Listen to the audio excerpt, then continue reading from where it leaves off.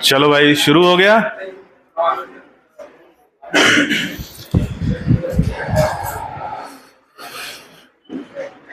गर्मी है थोड़ी।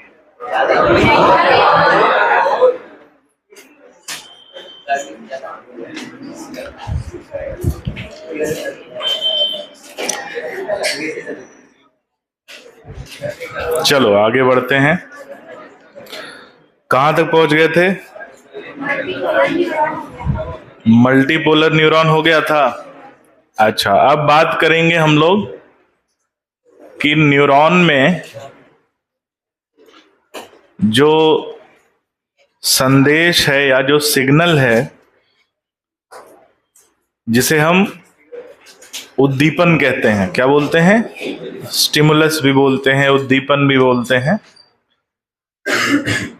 उस उद्दीपन का निर्माण कैसे होता है, यानी सिग्नल का निर्माण कैसे होता है, और उस सिग्नल का स्थानांतरण कैसे होता है।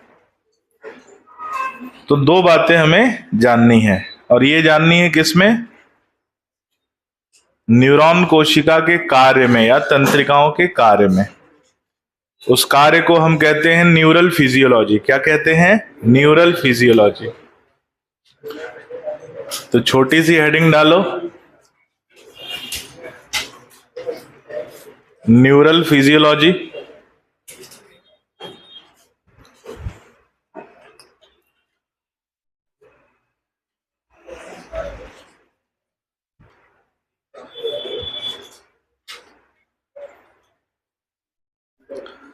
न्यूरल फिजियोलॉजी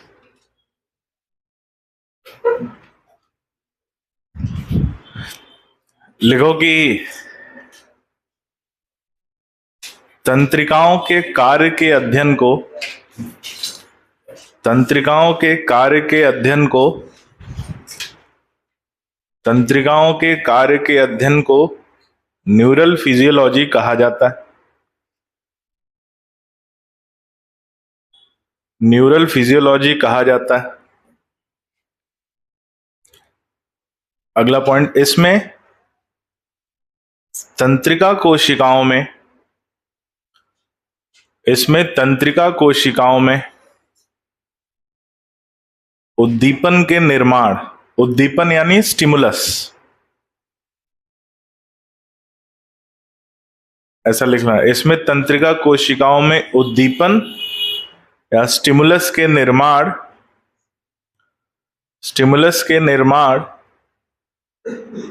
तथा स्थानांतरण का अध्ययन करते हैं। स्टिमुलस के निर्माण तथा स्थानांतरण का अध्ययन करते हैं। स्टिमुलस के निर्माण तथा स्थानांतरण का अध्ययन करते हैं। ठीक है।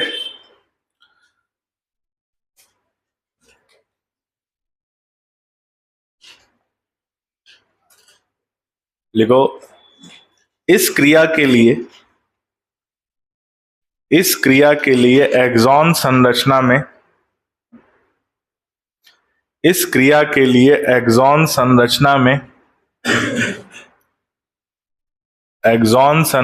में कुछ विशेष द्वार पाए जाते हैं। इस क्रिया के लिए एक्सॉन संरचना में कुछ विशेष द्वार पाए जाते हैं जो निम्न प्रकार से।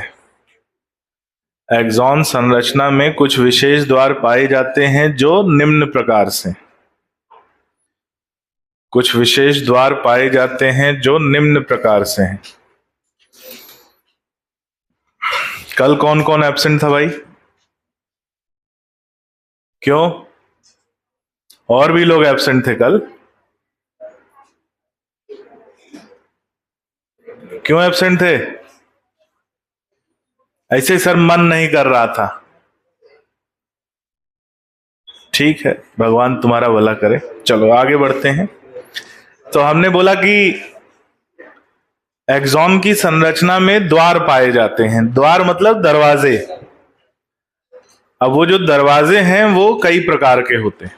जानने की कोशिश करेंगे, समझने की कोशिश करेंगे। कितने प्रकार के होते हैं? तीन प्रकार के होते हैं। अपना कॉपी पेन 10 मिनट के लिए रख दो और ध्यान से सुनो। ये हमने बनाया है एक्सॉन। क्या बनाया है? एक्सॉन के अंदर का कोशाद्रव्य जिसे हम कहते हैं एक्सोप्लाज्म। याद आया? कब पढ़ा था? कल पढ़ा था।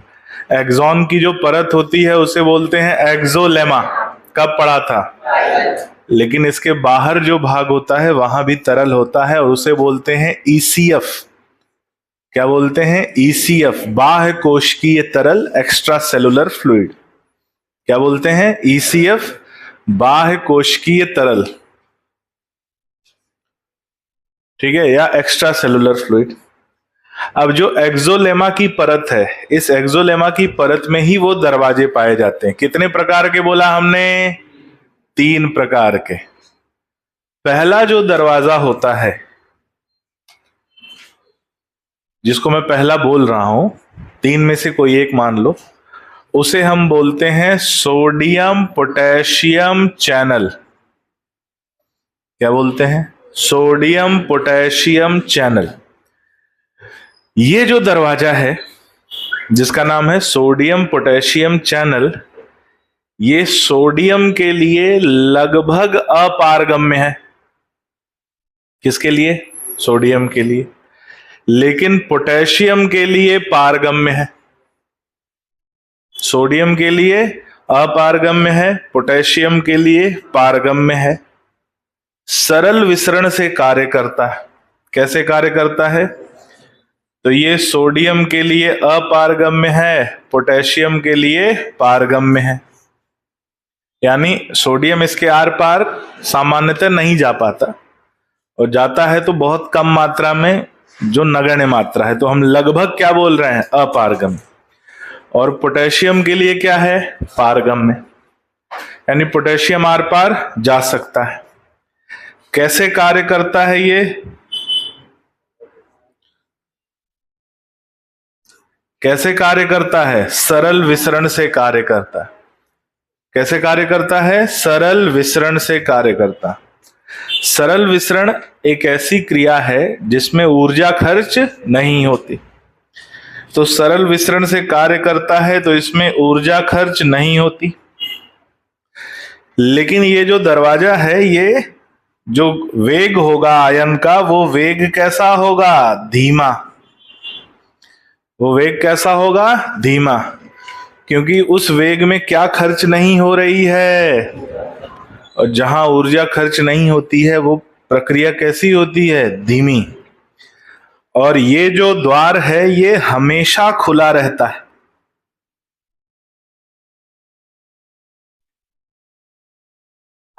हमेशा कैसा रहता है? हमेशा खुला रहता है। Always open. तो ये पहला दरवाजा है जो पाया जाता है किसमें?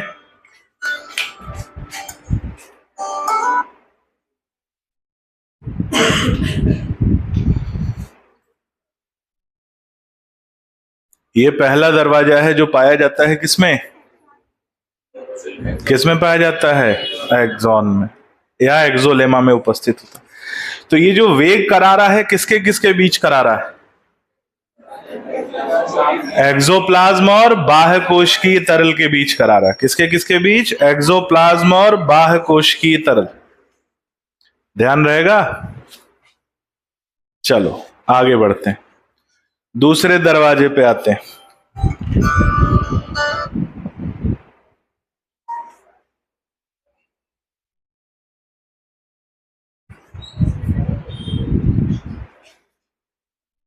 दूसरे दरवाजे पे आते हैं। दरवाजा नंबर 2।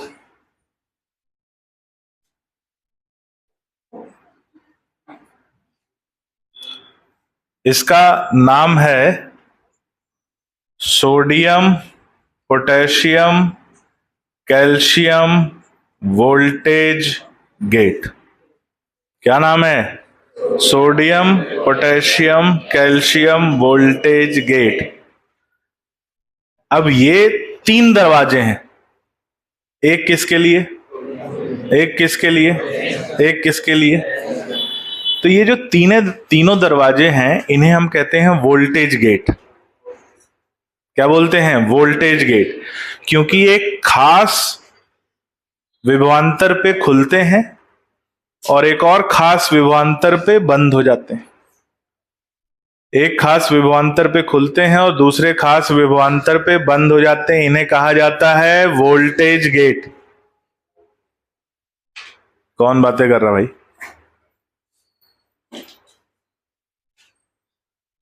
अब 3 आयन के लिए, किसके लिए? सोडियम के लिए, पोटेशियम के लिए और कैल्शियम के लिए। तीनों के लिए अलग अलग।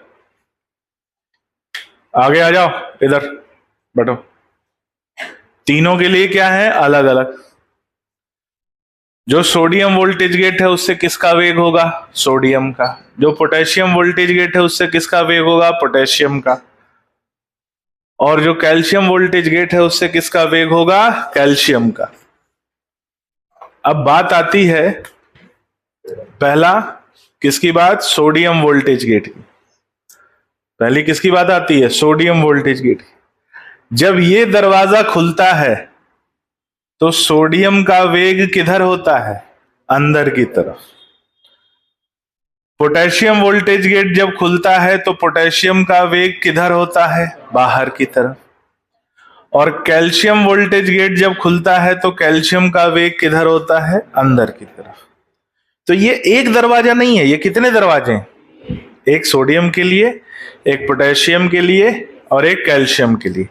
और तीनों की प्रवृत्ति अलग है। जो सोडियम वोल्टेज गेट है, जब ये खुलेगा तो सोडियम अंदर है। क्या ये सोडियम को बाहर भेजेगा? नहीं, अंदर भेजेगा। पोटेशियम वोल्टेज गेट है, जब ये खुलेगा तो पोटेशियम को बाहर भेजेगा। कैल्शियम वोल्टेज गेट जब खुलेगा तो कैल्शियम को अंदर भेजेगा। तीनों को वोल्टेज गेट क्यों कहा गया है? क्योंकि ये विभवांतर पे खुलते और बंद होते। अलग अलग विभवांतर पे खुलेंगे और अलग अलग विभवांतर पे बंद हो जाएंगे।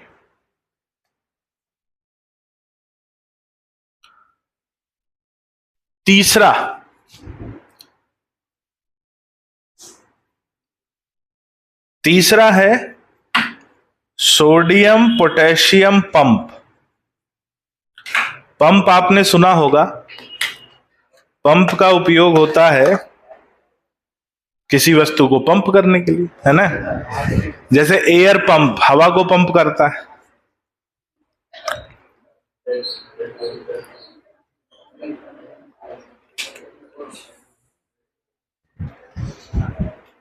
एयर पंप हवा को पंप करता है।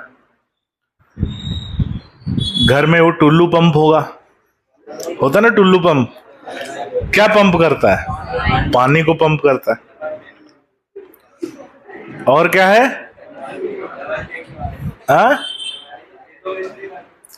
क्या बोलते हैं उसको? पावर पंप बोलते हैं। पावर पंप क्यों कहते हैं? पावर को पंप करता है,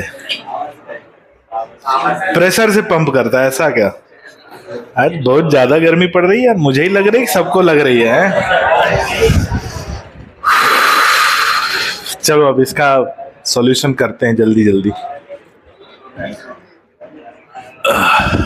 तो हाय गर्मी, चलो देखते हैं, समझते हैं। ये मर जाएंगे बेचारे, हैं? ठीक है, तो अब ध्यान से सुनो। 3 तरह के गेट हो गए। पहला हो गया सोडियम पोटेशियम चैनल, दूसरा हो गया sodium potassium calcium voltage gate, तीसरा हो गया सोडियम पोटेशियम पंप। साइकिल में हवा भरी है पंप से, तो हवा भरने के लिए उसमें क्या लगानी पड़ती है? ताकत, ऊर्जा। जो एयर पंप चलता है उसमें भी क्या देनी पड़ती है? ऊर्जा, विद्युत के रूप में। ऐसे ही जो पानी वाला पंप होता है उसमें भी क्या देनी पड़ती है? एक हैंड पंप होता है, उसमें भी क्या देनी पड़ती है? तो पंप को क्या देनी पड़ेगी? तो यानी पंप बिना ऊर्जा के नहीं। इस सरकारी कर्मचारी है ये, इसको क्या चाहिए? कोई ऑफेंड मत हो जाना, सरकारी विभाग में किसी घर वाले हो। तुमको मालूम ही होगा, है ना। तो सरकारी कोई दफ्तर हो, वहां आप जाओ किसी काम के लिए, अन कहा सत्य है, बिना कहा सत्य है कि बिना ऊर्जा दिए कोई काम नहीं होता। और ऊर्जा देने पे काम जो है ना बड़ा फास्ट हो जाता है, तीव्र हो जाता है, होता है कि नहीं। तो यानी ये कैसे काम करेगा, तीव्र काम करेगा। और जब काम करेगा तो उसका एक विशेष रूप है, ये 3 सोडियम आयन को बाहर धकेलेगा और 2 पोटेशियम आयन को अंदर। तो ये सोडियम और पोटेशियम दोनों को पंप करता है किस अनुपात में, 3:2। 3 सोडियम बाहर, 2 पोटेशियम अंदर। तो ये 3 दरवाजे। आई बात समझ में। ये डायग्राम बना लो, फिर एक एक के बारे में लिखते हैं।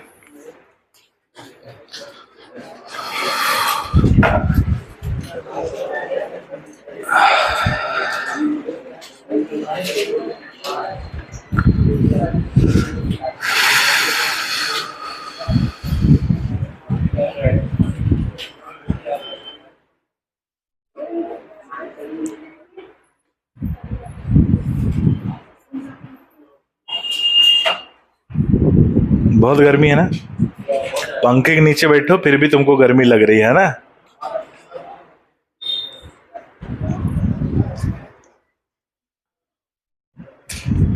वो कौन लोग हैं जो एसी बंद करवाते थे भाई, कहाँ हैं, पकड़ो उनको।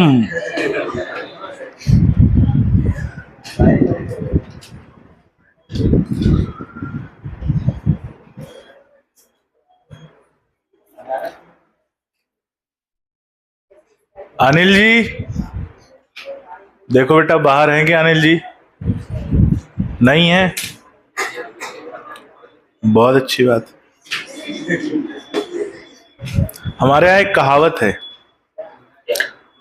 अब ऐसी कहावत है हमारे यहाँ, लेकिन जैसे क्लास शुरू हो गई क्लास में फिर वो गायब। हमारे एक कहावत है, बोल गजेड़ी किसके दम लगा खिसके। तुम्हारे यहाँ भी है क्या ये? नहीं। अब वो बहुत क्लासिकल कहावत है।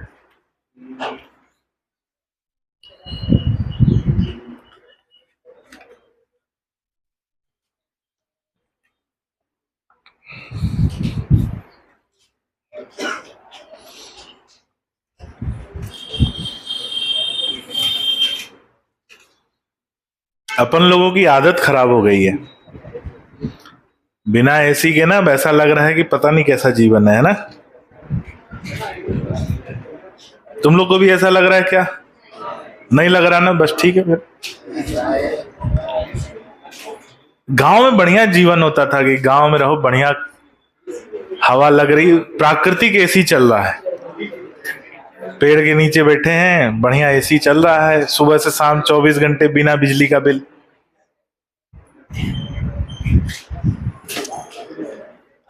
चलो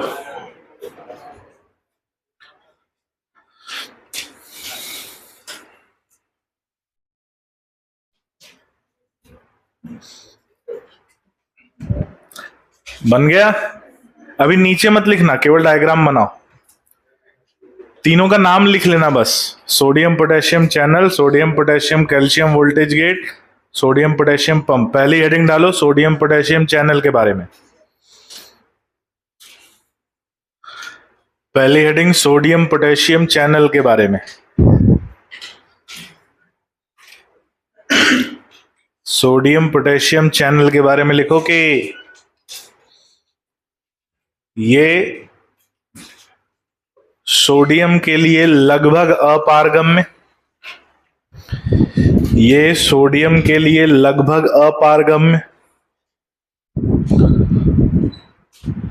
सोडियम के लिए लगभग अपारगम्य तथा पोटेशियम के लिए पारगम्य होता है। ये सोडियम के लिए लगभग अपारगम्य तथा पोटेशियम के लिए पारगम्य होता है। अगला पॉइंट, सरल विसरण क्रिया द्वारा कार्य करता है। सरल विसरण क्रिया द्वारा कार्य करता है। अगला पॉइंट, इसके कार्य में ऊर्जा खर्च नहीं होती। इसके कार्य में ऊर्जा खर्च नहीं होती। इसके कार्य में ऊर्जा खर्च नहीं होती। अगला पॉइंट, इसके कार्य में ऊर्जा खर्च नहीं होती। अगला पॉइंट लिखेंगे कि ये धीमा कार्य करता है। ये धीमा कार्य करता है तथा हमेशा खुला पाया जाता है। ये धीमा कार्य करता है तथा हमेशा खुला पाया जाता है। हमेशा खुला पाया जाता है। ये हो गया किसके बारे में? Sodium potassium channel. दूसरा आ जाओ, sodium potassium calcium voltage gate.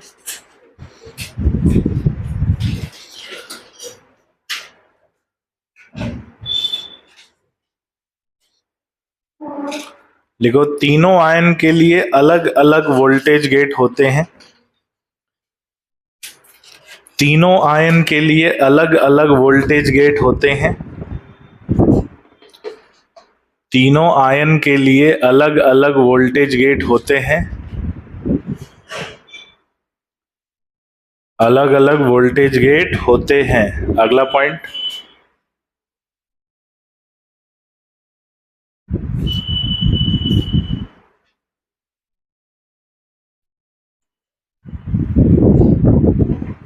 ये एक निश्चित विभवांतर पर खुलते हैं। ये एक निश्चित विभवांतर पर खुलते हैं तथा दूसरे निश्चित विभवांतर पर बंद हो जाते हैं। ये एक निश्चित विभवांतर पर खुलते हैं तथा दूसरे निश्चित विभवांतर पर बंद हो जाते हैं। तथा दूसरे निश्चित विभवांतर पर बंद हो जाते हैं। दूसरे निश्चित विभवांतर पर बंद हो जाते हैं।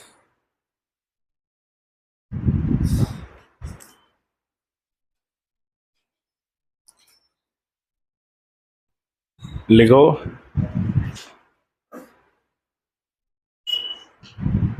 ये तीव्र कार्य करते हैं। ये तीव्र कार्य करते हैं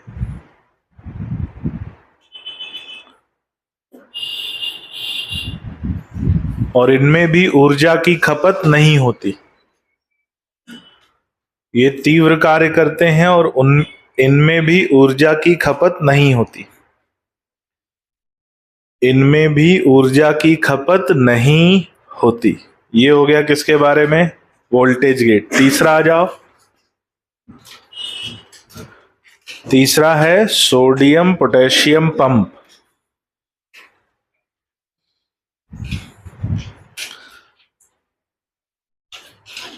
लिखो, इनके कार्य में ऊर्जा खर्च होती है। इनके कार्य में ऊर्जा खर्च होती है तथा ये सबसे तीव्र कार्य करते हैं। इनके कार्य में ऊर्जा खर्च होती है तथा ये सबसे तीव्र कार्य करते हैं।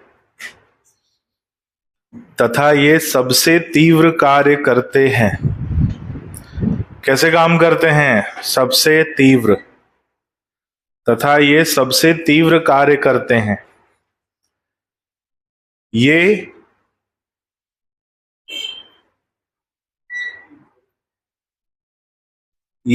तीन सोडियम आयन, ये तीन सोडियम आयन बाहर,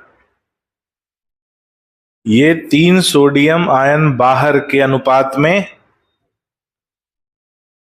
दो पोटेशियम आयन अंदर पंप करते हैं।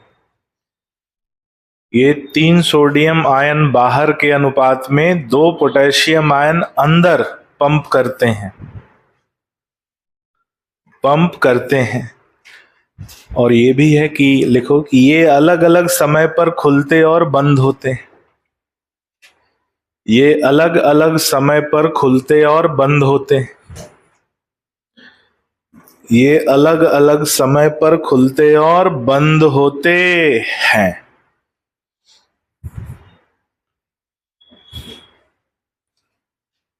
आ गई बात तीनों की समझ में? 3 दरवाजे, बहुत जरूरी है इन दरवाजों को जानना। जब तक ये नहीं जानोगे न्यूरल फिजियोलॉजी समझ में नहीं आएगी। अब जो हमने बोला कि स्टिमुलस का निर्माण और उसके स्थानांतरण, इस क्रिया में 4 चरण पाए जाते हैं। कितने चरण? 4। और वो चारों चरण एक एक करके हम लोग देखेंगे। तो अगला पॉइंट हेडिंग डाल के लिखो कि स्टिमुलस के निर्माण और स्थानांतरण में, स्टिमुलस के निर्माण और स्थानांतरण में, स्टिमुलस के निर्माण और स्थानांतरण में 4 चरण पाए जाते हैं। स्टिमुलस के निर्माण और स्थानांतरण में 4 चरण पाए जाते हैं। 4 चरण पाए जाते हैं जो निम्न प्रकार से, 4 चरण पाए जाते हैं जो निम्न प्रकार से, जो निम्न प्रकार से हैं। पहले हम लोग बात करेंगे पहले चरण की, और इसका अभी नाम के लिए जगह छोड़ देंगे, कुछ लिखेंगे नहीं। किसके लिए जगह छोड़ेंगे? नाम के लिए, ठीक है। इतनी बड़ी जगह नहीं, थोड़ा छोटा ही छोड़ेंगे। आपके पास कॉपी है, वहां छोड़ सकते हो बड़ी जगह, हमारे पास थोड़ी जगह सीमित है, ठीक है। अब हम यहां एक टेबल भी बनाएंगे, एक सारणी बनाएंगे उन दरवाजों को लेकर। कौन से दरवाजे? 3 प्रकार के। कौन कौन से दरवाजे थे जरा याद कराओ। एक था सोडियम पोटेशियम चैनल, चलो दूसरा क्या था? सोडियम, उसको हम अलग अलग कर दे रहे हैं, सोडियम वोल्टेज गेट। फिर उसके बाद पोटेशियम वोल्टेज गेट। फिर हम बोल दे रहे हैं पोटेंशियल डिफरेंस यानी विभवांतर, पोटेंशियल डिफरेंस यानी विभवांतर। कैल्शियम की अभी जरूरत नहीं पड़ेगी। एक रह गया, एक रुको, गड़बड़ हो रहा है, थोड़ा सही करें। इसको हम पंप बना दे रहे हैं। क्या बना दे रहे हैं? पंप। पंप हो जाएगा कि नहीं? हो जाएगा। सीधा लाइन क्यों नहीं आ रहा भाई? हाँ, उस पर ही बना देंगे।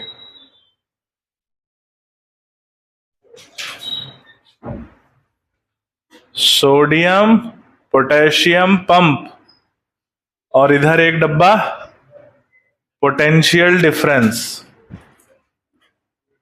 पोटेंशियल डिफरेंस, ठीक है।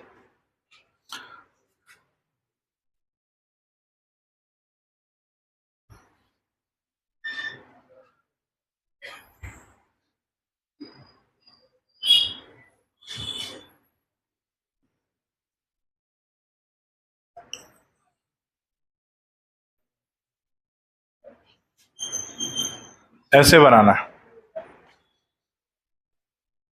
ज्यादा बड़ा हो गया यार, रुको जरा इसमें देखें पहले। ऐ सब दिख रहा है। तो एक टेबल को इस पे ले आते हैं ना। कपड़ा कहाँ गया? अच्छा, हाथ में।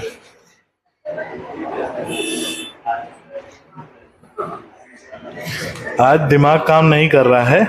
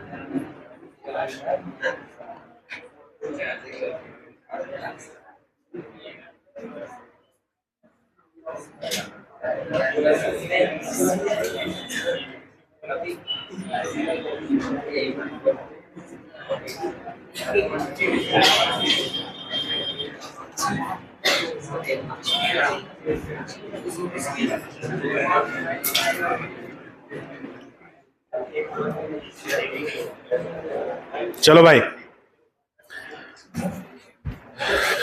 ये एक टेबल है, इस टेबल को ध्यान रखना है। क्या रखना है इसका?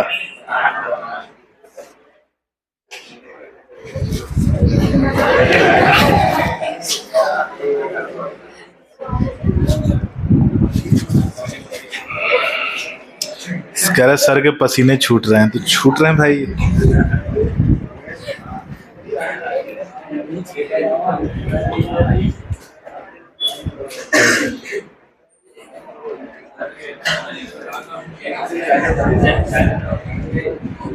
चाय मंगाते हैं ना।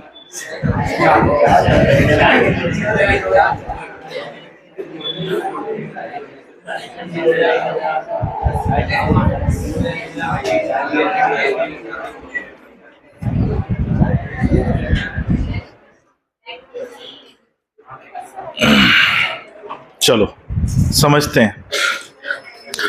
हम जो पहली अवस्था बोल रहे हैं, इसको हम कह रहे हैं कि मान लो ये वो अवस्था है जब शरीर में कोई भी स्टिमुलस या उद्दीपन न उत्पन्न हो रहा है और न स्थानांतरित हो रहा है, मतलब आराम की अवस्था। कैसी अवस्था?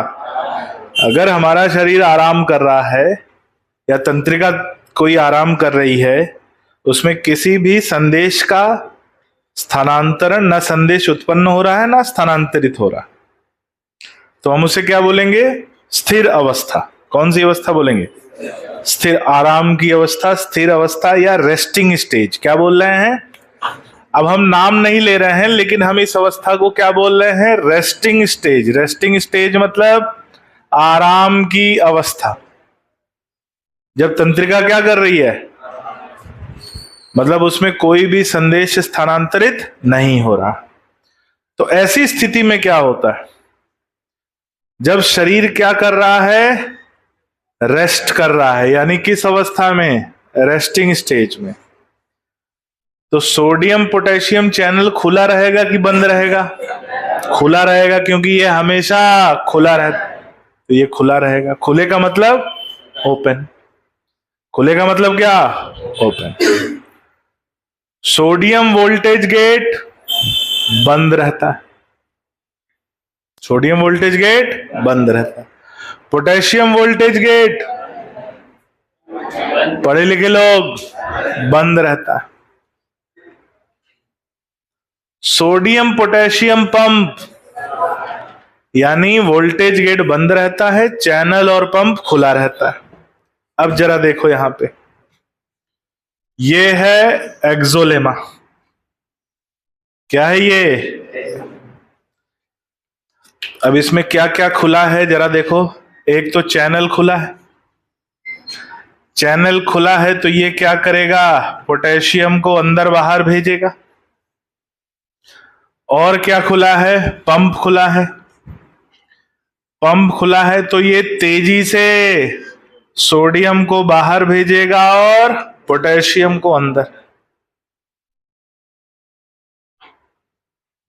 ये बात होगी। अब एक चीज और, जो एक्सोलेमा होता है उसकी आंतरिक तरफ, किस तरफ? आंतरिक तरफ ऋणात्मक आवेश वाले प्रोटीन पाए जाते हैं। क्या पाए जाते हैं? ऋणात्मक आवेश वाले प्रोटीन अंदर पाए जाते हैं, बाहर नहीं होते। कहां होते हैं? तो हम बोलेंगे इनको क्या? ऋणात्मक आवेश वाले प्रोटीन। समझ में आ रहा है? अब देखो, अब जब पंप काम करेगा इस समय आराम की अवस्था में, तो ये तेजी से सोडियम आयन को किधर भेजेगा? बाहर। और पोटेशियम आयन को किधर भेजेगा? अंदर। तो सोडियम की सांद्रता कहां बढ़ जाएगी और पोटेशियम की सांद्रता कहां बढ़ जाएगी? उस सांद्रता को बराबर करने के लिए काम जरूर करेगा, लेकिन ये काम बहुत धीमा करेगा और इसका काम उतना प्रभावशाली नहीं है, बस उपस्थित है। उपस्थित है, लेकिन इसका कार्य इसके सामने बहुत धीमा है। क्यों? ऊर्जा खर्च कर रहा है। जहां ये 1,00,000 पोटेशियम को अंदर भेजेगा, वो 2-4 को बाहर भेजेगा। तो 1,00,000 में 2-4 बाहर गया तो कोई फर्क नहीं पड़ेगा। आने की तीव्रता अधिक है, बाहर जाने की तीव्रता कम है। तो अंदर खूब सारा क्या इकट्ठा हो जाएगा? अंदर खूब सारा पोटेशियम आयन इकट्ठा हो जाएगा। और बाहर क्या इकट्ठा होगा? सोडियम आयन इकट्ठा हो जाएगा। अब सोडियम आयन की सांद्रता जो है वो ज्यादा है। सोडियम आयन की सांद्रता ज्यादा है, तो एक सांद्रता का अंतर आएगा। बाहर सोडियम ज्यादा, अंदर पोटेशियम।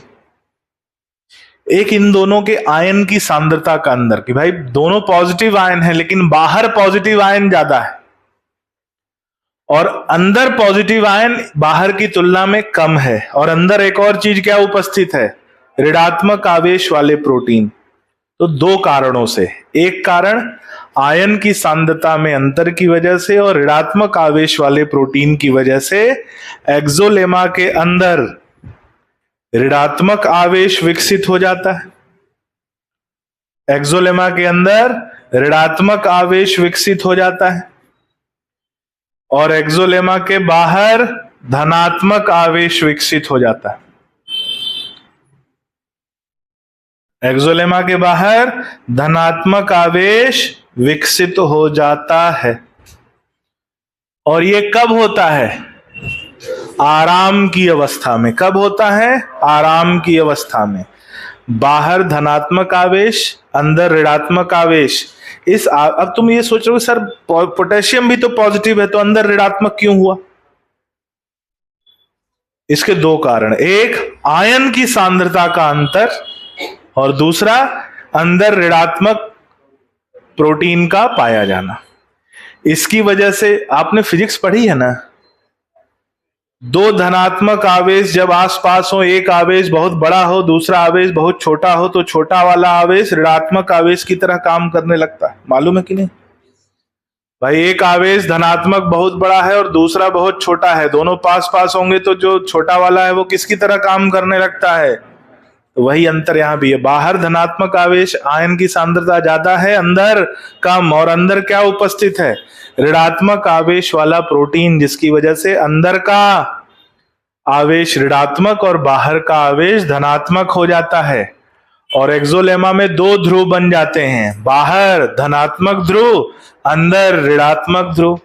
बाहर पॉजिटिव पोल, अंदर नेगेटिव पोल। और इसी अवस्था को कहते हैं ध्रुवीय अवस्था। क्या बोलते हैं? ध्रुवीय अवस्था। ध्रुवीय अवस्था या पोलराइज कंडीशन। क्या बोलते हैं? Polarise state. ध्रुवीय अवस्था या पोलराइज स्टेट। आई बात समझ में? यहां तक कठिनाई? ध्रुवीय अवस्था या पोलराइज। पोलराइज क्यों बोल रहे हैं? जैसे बैटरी में 2 ध्रुव होते हैं, पॉजिटिव और नेगेटिव 2 ध्रुव होते हैं, यहां भी 2 ध्रुव बन जाते हैं, बाहर धनात्मक, अंदर ऋणात्मक। कब होता है? आराम की अवस्था में ध्रुव बन गए तो उसे हम बोल रहे हैं क्या? Polarise state. तो ये जो लिखा है हमने रेस्टिंग कंडीशन, रेस्टिंग कंडीशन को हम और क्या बोल सकते हैं? पोलराइज स्टेट या ध्रुवीय अवस्था। अब देखो, बाहर जो है धनात्मक आवेश, अंदर ऋणात्मक आवेश, तो क्या इनके बीच कुछ विभवांतर विकसित होगा? बैटरी के दो टर्मिनल होते हैं, एक पॉजिटिव और एक नेगेटिव, उसके बीच में कुछ विभवांतर होता है ना, जैसे हम लोग पोटेंशियल डिफरेंस कहते हैं। जैसे 12 वोल्ट की बैटरी, 12 वोल्ट की बैटरी में दोनों ध्रुवों के बीच में 12 वोल्ट का विभवांतर होता है। तो ऐसे ही इन दोनों के बीच में भी एक विभवांतर पाया जाएगा जिसे बोलेंगे आरएमपी। क्या बोलते हैं? RMP, resting membrane potential. क्या बोलते हैं? RMP, resting membrane potential. और ये कितना होता है? -70 मिली वोल्ट। कितना होता है? -70 मिली वोल्ट। किसके किसके बीच पाया जाता है? एक्सोलेमा के बाहरी भाग और आंतरिक भाग के बीच। कब पाया जाता है? स्थिर अवस्था में, यानी आराम की अवस्था में, यानी ध्रुवीय अवस्था।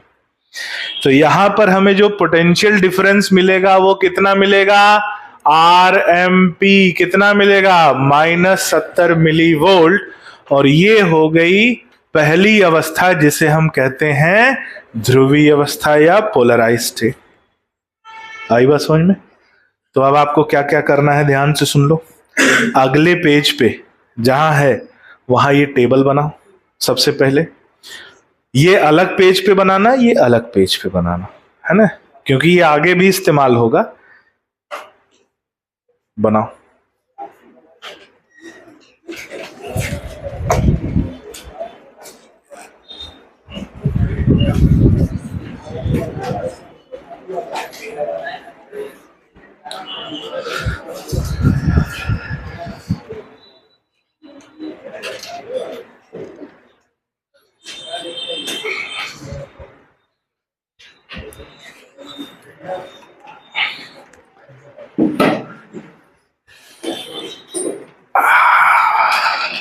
चलिए भाई बनाइए इसको, समय नहीं है अपने पास।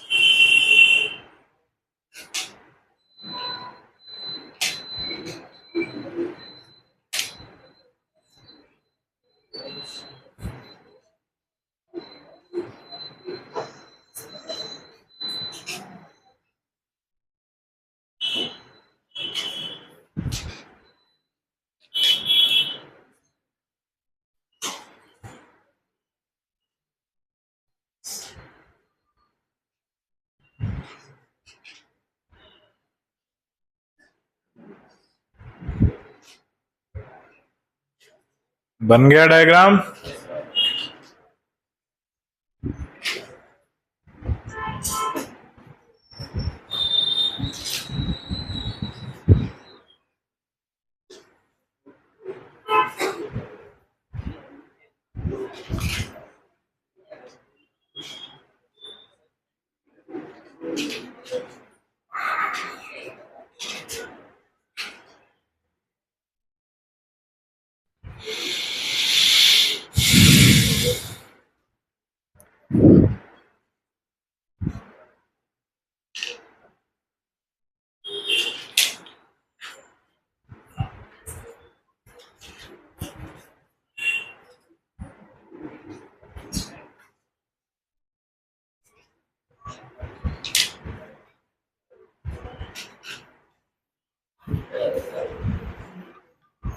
लिखो।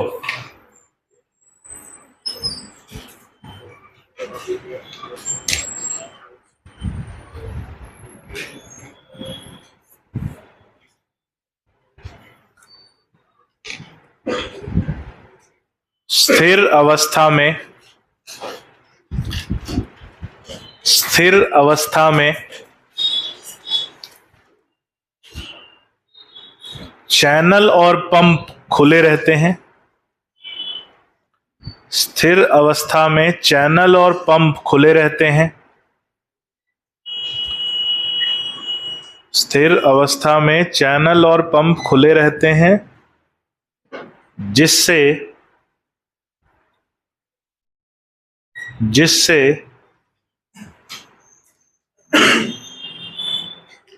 सोडियम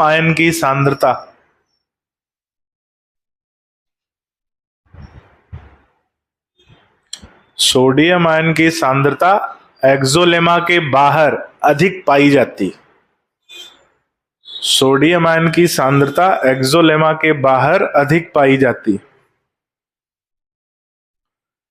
एक्सोलेमा के बाहर अधिक पाई जाती है।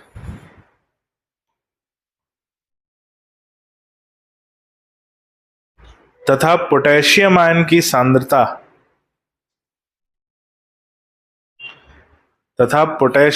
की सांद्रता एक्सोलेमा के अंदर पोटेशियम आयन की सांद्रता एक्सोलेमा के अंदर अधिक पाई जाती।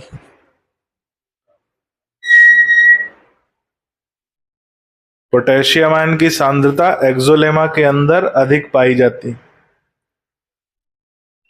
अगला पॉइंट स्टार लगा के लिखना। दोनों आयन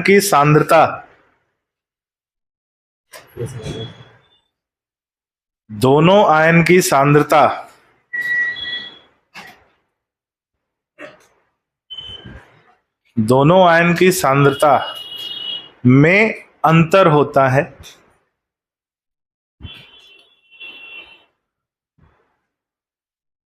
दोनों आयन की सांद्रता में अंतर होता है तथा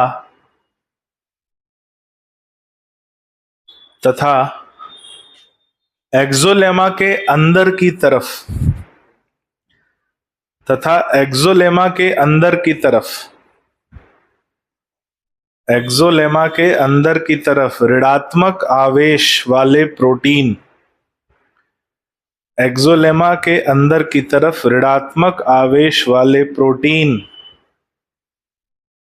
ऋणात्मक आवेश वाले प्रोटीन पाए जाते हैं। अगला पॉइंट आयन सांद्रता में अंतर और ऋणात्मक आवेश प्रोटीन की वजह से आयन सांद्रता में अंतर और ऋणात्मक आवेश वाले प्रोटीन की वजह से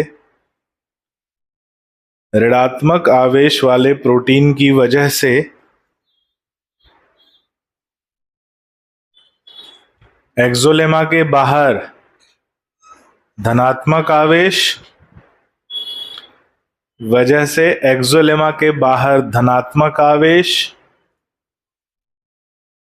एक्सोलेमा के बाहर धनात्मक आवेश और एक्सोलेमा के अंदर ऋणात्मक आवेश एक्सोलेमा के बाहर धनात्मक आवेश और एक्सोलेमा के अंदर ऋणात्मक आवेश, एक्सोलेमा के अंदर ऋणात्मक आवेश विकसित हो जाता है।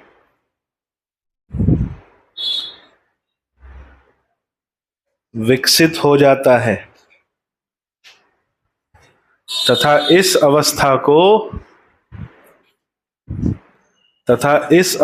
को ध्रुवीय अवस्था कहते हैं। तथा इस अवस्था को ध्रुवीय अवस्था कहते हैं। इस अवस्था को ध्रुवीय अवस्था कहते हैं। क्या कहते हैं? ध्रुवीय अवस्था। अगला पॉइंट स्टार लगा के लिखना। ध्रुवीय अवस्था के कारण, ध्रुवीय अवस्था के कारण एक्सोलेमा के सापेक्ष, ध्रुवीय अवस्था के कारण एक्सोलेमा के सापेक्ष, एक्सोलेमा के सापेक्ष, ध्रुवीय अवस्था के कारण एक्सोलेमा के सापेक्ष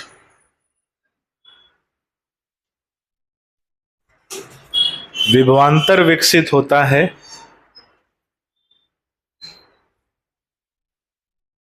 विभवांतर विकसित होता है जिसे आरएमपी, विभवांतर विकसित होता है जिसे आरएमपी, जिसे आरएमपी या रेस्टिंग मेम्ब्रेन पोटेंशियल, जिसे आरएमपी या रेस्टिंग मेम्ब्रेन पोटेंशियल कहा जाता है, जिसे आरएमपी या रेस्टिंग मेम्ब्रेन पोटेंशियल कहा जाता है, जिसे आरएमपी या रेस्टिंग मेम्ब्रेन पोटेंशियल कहा जाता है तथा इसका मान -70 मिलीवोल्ट होता है। तथा इसका मान -70 मिलीवोल्ट होता है। -70 मिलीवोल्ट होता है। ये किसकी बात कर रहे हैं हम लोग? ध्रुवीय अवस्था की, पोलराइज कंडीशन की। क्या बोलते हैं? तो हेडिंग डाल लो। क्या डाल दिए थे हेडिंग? ध्रुवीय अवस्था या पोलराइज स्टेट की हेडिंग की जगह भी खाली छोड़ी है। लिख लो ध्रुवीय अवस्था या पोलराइज स्टेट। ये पहला स्टेज हो गया। अब आते हैं दूसरे स्टेज पर। दूसरे स्टेज पे हम क्या करते हैं? इसको 1 को कर देते हैं 2 और इसको मिटा देते हैं।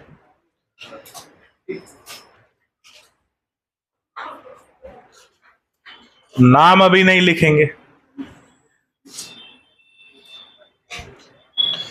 इसको भी मिटाते हैं।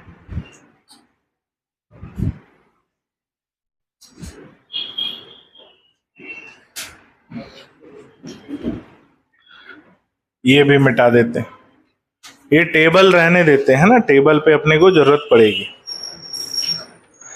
अब आते हैं आगे। आगे मतलब क्या?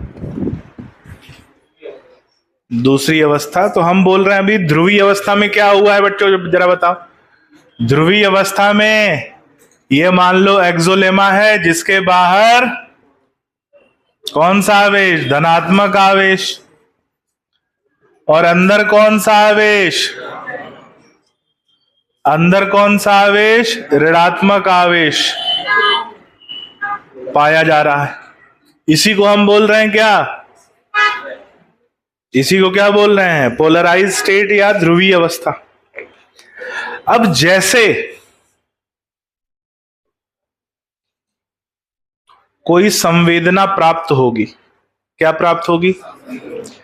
जैसे ही कोई संवेदना प्राप्त होगी,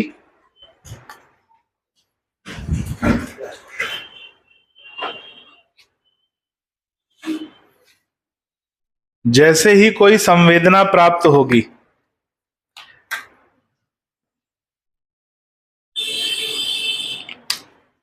तो ईसीएफ बाहर कौन सा भाग है? ईसीएफ है बाहर। जैसे ही कोई संवेदना प्राप्त होगी तो ईसीएफ से कैल्शियम आयन का वेग होता है। किसका वेग होता है? कैल्शियम आयन की थोड़ी मात्रा का वेग होता है। कहां से कहां? ECF से एक्सोप्लाज्म। अब कैल्शियम आयन आएगा तो किस दरवाजे से आएगा? उसके लिए एक दरवाजा बना था। कौन सा दरवाजा? Calcium voltage gate. Calcium voltage gate. तो कैल्शियम वोल्टेज गेट से होते हुए कैल्शियम अंदर आएगा। अब जरा देखो, RMP कितना है? -70 मिलीवोल्ट। और कौन अंदर आ रहा है? कैल्शियम अंदर आ रहा है। तो कैल्शियम के अंदर आने से क्या RMP में बदलाव आएगा? कैल्शियम के अंदर आने से RMP में बदलाव आएगा। अब जो RMP है वो बढ़ जाएगा। बढ़ के कहां पहुंच जाएगा? -60 मिलीवोल्ट। कहां पहुंच जाएगा? -60 मिलीवोल्ट। और -60 मिलीवोल्ट पहुंचते ही क्या खुल जाएगा? -70 पे नहीं खुलेगा, -60 मिलीवोल्ट पहुंचते ही क्या खुल जाएगा? सोडियम वोल्टेज गेट खुल जाएगा। क्या हमेशा खुला है? सोडियम पोटेशियम चैनल हमेशा खुला है। क्या बंद रहेगा? पोटेशियम वोल्टेज गेट बंद रहेगा। और सोडियम वोल्टेज गेट के खुलते ही क्या बंद हो जाएगा? क्या बंद हो जाएगा? Sodium potassium pump. इसके खुलते ही, सोडियम वोल्टेज गेट के खुलते ही क्या बंद हो गया? सोडियम पोटेशियम पंप बंद हो गया। सोडियम वोल्टेज गेट कब खुला है? तो अगर मान लो यहां पर सोडियम वोल्टेज गेट खुल गया तो कौन अंदर आएगा? और सोडियम आयन की बाढ़ आ जाएगी। क्या आ जाएगी? क्योंकि बांध खुल गया है। बांध खुलेगा तो क्या आएगी? बाढ़ आएगी। तो अब जैसे बाढ़ आएगी, किसकी? सोडियम की। कहां आएगी? अंदर। तो इसमें बदलाव आएगा। भाई पहले तो कैल्शियम के आने से थोड़ा सा बदलाव आया और उसने किसको खोल दिया? Sodium voltage gate. अब बहुत सारा सोडियम आयन अंदर आएगा तो क्या ये इसमें भी ज्यादा बदलाव आएगा कि थोड़ा बदलाव आएगा? ज्यादा बदलाव आएगा। ये पहुंच जाएगा कहां तक? +30 से लेकर +45 मिलीवोल्ट तक पहुंच जाएगा। कहां पहुंचेगा? +30 से +45 मिलीवोल्ट। अब होगा क्या? ध्यान से देखो, जैसे ही सोडियम आयन की बाढ़ आएगी, अब ये जो खुलेगा ये उसी भाग में खुलेगा जहां का विभवांतर बदला है। जहां का विभवांतर यानी कैल्शियम के अंदर आने से जहां का विभवांतर बदला है वहीं का sodium ion, sodium voltage gate खुलेगा। और सोडियम वोल्टेज गेट खुलेगा तो उस क्षेत्र में सोडियम अंदर आ जाएगा। तो अंदर का आवेश कैसा हो जाएगा? अंदर का आवेश कैसा हो जाएगा? धनात्मक। और इसकी तुलना में बाहर का आवेश कैसा हो जाएगा? तो जिस भाग में सोडियम की बाढ़ आएगी, सोडियम आयन की बाढ़ आएगी, उस भाग में आवेश पलट जाएगा। क्योंकि सोडियम की वजह से बाहर का धनात्मक आवेश था, अब सोडियम अंदर आ गया तो अंदर का हो जाएगा धनात्मक आवेश और इसकी तुलना में बाहर का हो जाएगा ऋणात्मक आवेश। और बाकी भाग में क्या होगा? बाकी भाग में पहले जैसा ध्रुवीय अवस्था जैसा रहेगा। अब ये हम बोल रहे हैं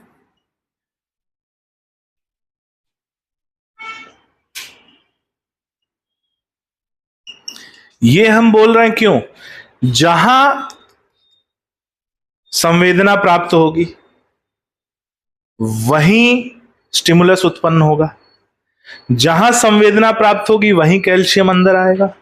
जहां संवेदना प्राप्त होगी वहीं उसका विभवांतर बदलेगा। जहां संवेदना प्राप्त होगी वहीं के सोडियम वोल्टेज गेट खुलेंगे। जहां संवेदना प्राप्त होगी वहीं सोडियम की बाढ़ आएगी और जहां संवेदना प्राप्त होगी वहीं का आवेश बदल जाएगा। ऐसा नहीं है कि यहां संवेदना प्राप्त हो और यहां आवेश बदले। जहां जहां थप्पड़ पड़ेगा वहीं लाल होगा ना, होगा कि नहीं? हाँ। तो जहां आयन का वेग होगा वहां का आवेश क्या हो जाएगा? अब ये है ध्रुवीय अवस्था और ये बदल गया है, इसे बोलते हैं विध्रुवीय अवस्था। क्या बोलते हैं? विध्रुवीय अवस्था या डीपोलराइज स्टेट। क्या बोलेंगे? Depolarise state.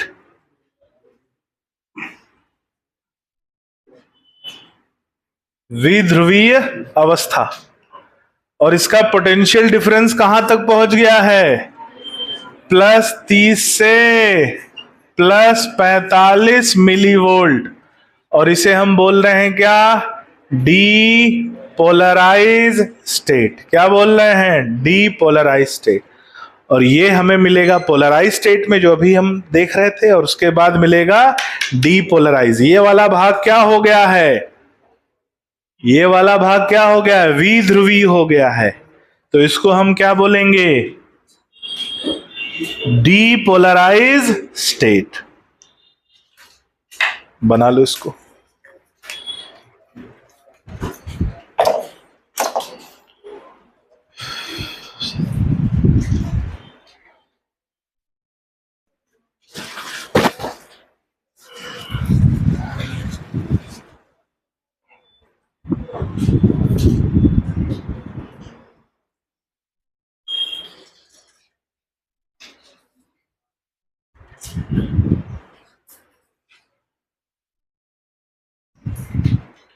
इसमें अगला कॉलम, अगला रो भर लेना और ये डायग्राम बना लो। विध्रुवीय अवस्था या डीपोलराइज स्टेट। आराम से बनाओ, आज का आखिरी टॉपिक यही है।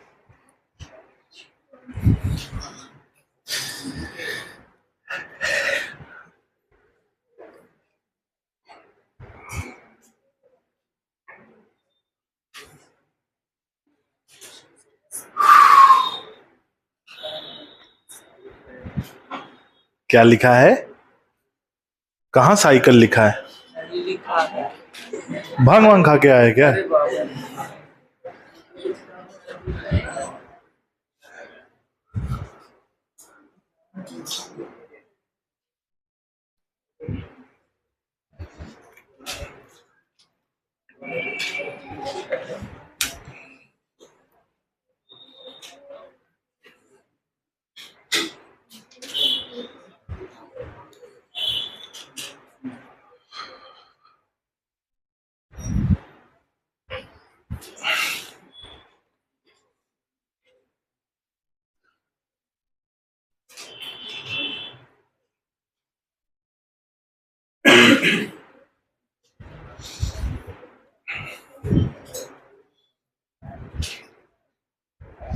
एक छोटी सी बात और,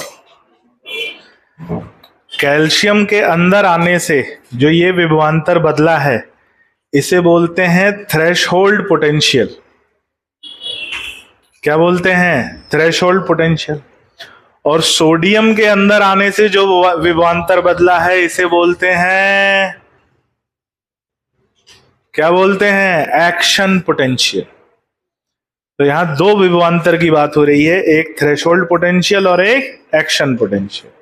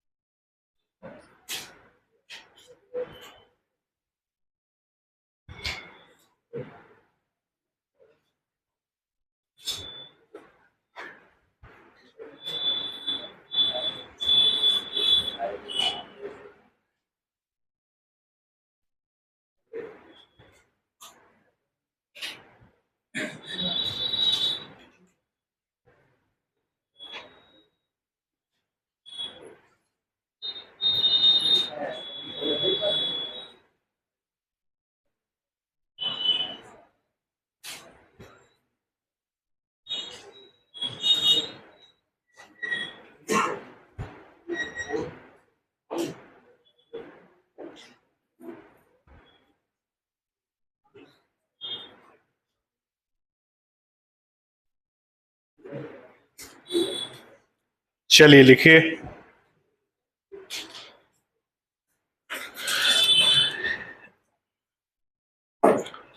ध्रुवीय अवस्था में संवेदना प्राप्त होने पर, ध्रुवीय अवस्था में संवेदना प्राप्त होने पर कैल्शियम आयन की कुछ मात्रा का वेग, ध्रुवीय अवस्था में संवेदना प्राप्त होने पर कैल्शियम आयन की कुछ मात्रा का वेग कैल्शियम आयन की कुछ मात्रा का वेग ईसीएफ से, कुछ मात्रा का वेग ईसीएफ से एक्सोप्लाज्म की तरफ होता है। ईसीएफ से एक्सोप्लाज्म, एक्सोप्लाज्म की तरफ होता है। देखो, यह वेग कैल्शियम वोल्टेज गेट द्वारा, यह वेग कैल्शियम वोल्टेज गेट द्वारा पाया जाता है। यह वेग कैल्शियम वोल्टेज गेट द्वारा पाया जाता है। अगला पॉइंट, कैल्शियम के अंदर आने से,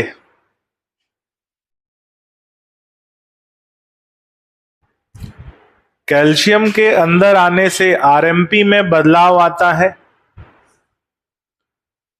कैल्शियम के अंदर आने से आरएमपी में बदलाव आता है।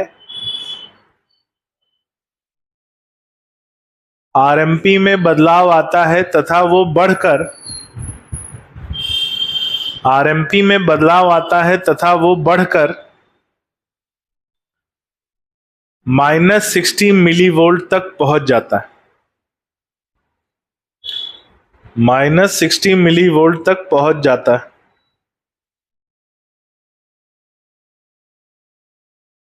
इसे थ्रेशोल्ड पोटेंशियल, या लिखो, इस बदलाव को थ्रेशोल्ड पोटेंशियल कहते हैं। इस बदलाव को थ्रेशोल्ड पोटेंशियल कहते हैं।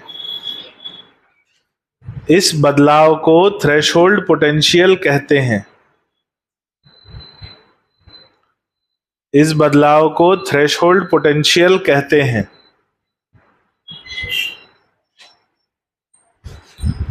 अगला पॉइंट, विभव बदलते ही सोडियम वोल्टेज गेट खुल जाता है। विभव बदलते ही सोडियम वोल्टेज गेट खुल जाता है।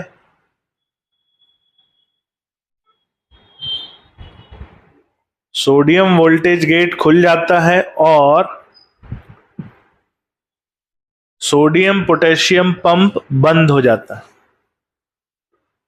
और सोडियम पोटेशियम पंप बंद हो जाता है।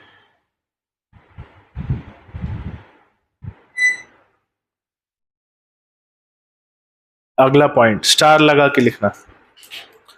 सोडियम वोल्टेज गेट खुलने से, सोडियम वोल्टेज गेट खुलने से सोडियम आयन की बाढ़ आ जाती है।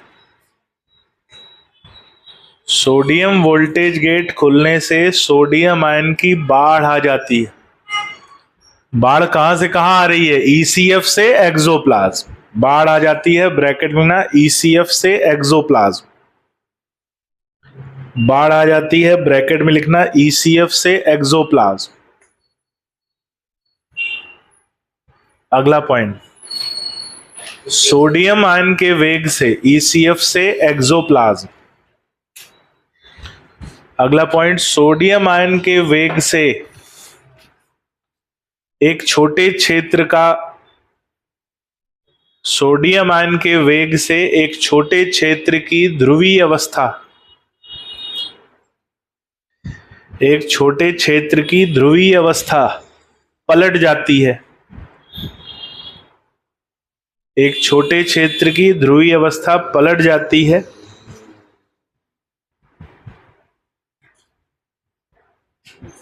पलट जाती है, और बाहर ऋणात्मक आवेश, बाहर ऋणात्मक आवेश एवं अंदर धनात्मक आवेश, बाहर ऋणात्मक आवेश एवं अंदर धनात्मक आवेश, एवं अंदर धनात्मक आवेश विकसित हो जाता है, विकसित हो जाता है। इस अवस्था को विध्रुवीय अवस्था कहते हैं। सॉरी, इस अवस्था को विध्रुवीय अवस्था कहते हैं।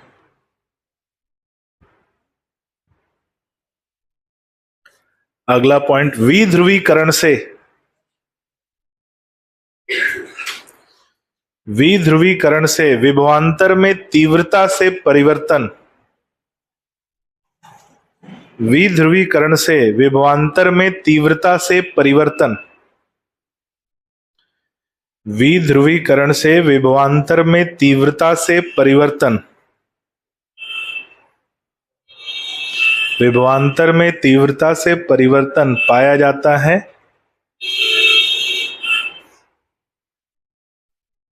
और वो बढ़कर, तीव्रता से परिवर्तन पाया जाता है और वो बढ़कर, और वो बढ़कर +30 से +45 मिलीवोल्ट, और वो बढ़कर +30 से +45 मिलीवोल्ट,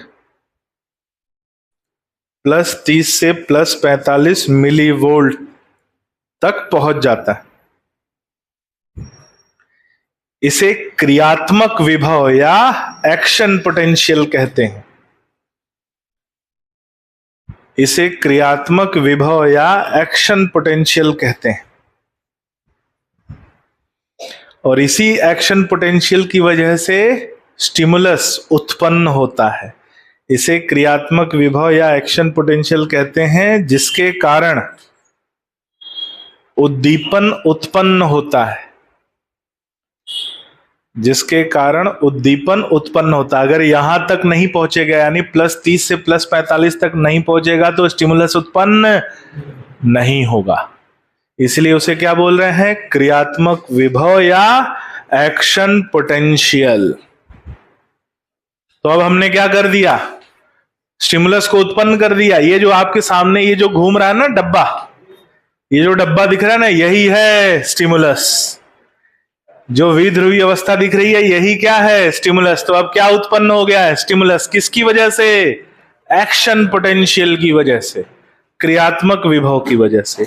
और इस अवस्था को हम कहते हैं विध्रुवीय अवस्था। बस आज के लिए इतना काफी है। कल याद करके आइए अगली क्लास में। पहले पूछूंगा, फिर पीटूंगा, फिर पढ़ाऊंगा।